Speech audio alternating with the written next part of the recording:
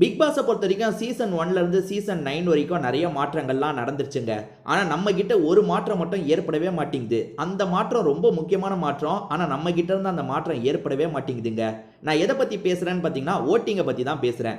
நம்ம வந்து ஒரு கேம பார்க்குறோம். கேம்ல யார் நல்லா ப்ளே பண்றாங்க, இல்ல இவங்க நல்லா ப்ளே பண்ணல, இவங்களுக்கு நம்ம ஓட்ட போடக்கூடாது. நல்லா ப்ளே பண்றவங்களுக்கு தான் ஓட்ட போடணும்.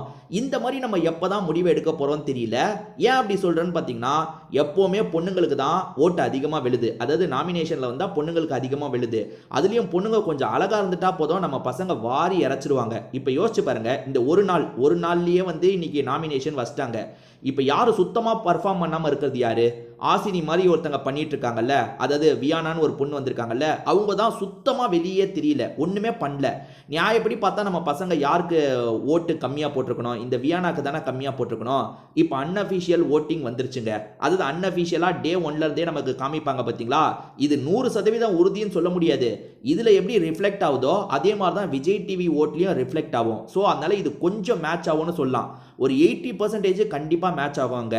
இந்த அன்அஃபிஷியல் வோட்டிங்ல இப்போதைக்கு ஓட்டு யாருக்கு தெரியுமா ரொம்ப அதிகமா வந்திருக்கு? முதல்ல ஆதிரைக்கு அதிகமா வந்திருக்கு. அதுக்கப்புறம் வியானாக்கு அதிகமா வந்திருக்கு. அதுக்கப்புறம் வந்து திவாகருக்கு அதிகமா வந்திருக்கு. பிரவீன் ராஜுக்கு அதிகமா வந்திருக்கு. அப்சராக்கு அதிகமா வந்திருக்கு. கலையரசனுக்கு கம்மியா வந்திருக்கு.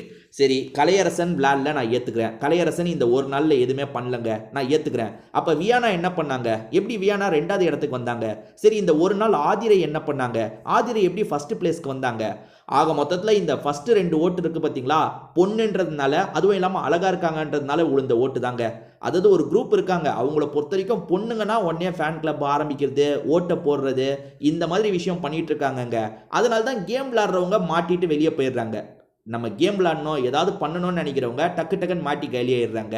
பிரவீன் காந்தி இந்த ஓட்டிங் லிஸ்ட்ல வந்திருக்காரு. ஆனா அவருக்குலாம் கம்மி ஓட்டு தான் கிடைச்சிருக்குன்னு நினைக்கிறேன். ஏங்க, பிரவீன் காந்தி கம்மி ஓட்டு கூட இல்லங்க. அவர் தான் லீஸ்ட்ல இருக்காருங்க. அது பாருங்க, பிரவீன் காந்தி தான் கடைசியில இருக்காரு. 6% ஓட்டு மட்டும் தான் அவருக்கு போடப்பட்டிருக்குங்க.